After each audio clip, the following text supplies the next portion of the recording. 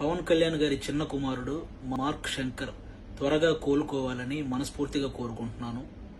మామూలుగా కొడుకు మంటల్లో చిక్కుకున్నాడు అనే విషయం తెలిసిన వెంటనే ఏ తండ్రి అయినా కన్నీళ్లు పెట్టుకునే సందర్భం అది. కానీ అలాంటి సందర్భంలో కూడా కురిడి అనే ఒక గ్రామానికి వెళ్ళి అక్కడ ప్రజల కన్నీళ్లు తుడిచిన గొప్ప నాయకుడు పవన్ కళ్యాణ్ గారు. అలాంటి మంచి మనిషికి ఎప్పుడూ మంచే జరుగుతుందని నేను మనస్ఫూర్తిగా ఆశిస్తున్నాను.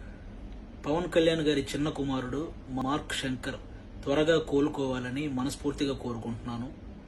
మామూలుగా కొడుకు మంటల్లో చిక్కుకున్నాడు అనే విషయం తెలిసిన వెంటనే ఏ తండ్రి అయినా కన్నీళ్లు పెట్టుకునే సందర్భం అది. కానీ అలాంటి సందర్భంలో కూడా కురిడి అనే ఒక గ్రామానికి వెళ్ళి అక్కడ ప్రజల కన్నీళ్లు తుడిచిన గొప్ప నాయకుడు పవన్ కళ్యాణ్ గారు. అలాంటి మంచి మనిషికి ఎప్పుడూ మంచే జరుగుతుందని నేను మనస్ఫూర్తిగా ఆశిస్తున్నాను. పవన్ కళ్యాణ్ గారి చిన్న కుమారుడు మార్క్ శంకర్ త్వరగా కోలుకోవాలని మనస్ఫూర్తిగా కోరుకుంటున్నాను. మామూలుగా కొడుకు మంటల్లో చిక్కుకున్నాడు అనే విషయం తెలిసిన వెంటనే ఏ తండ్రి అయినా కన్నీళ్లు పెట్టుకునే సందర్భం అది.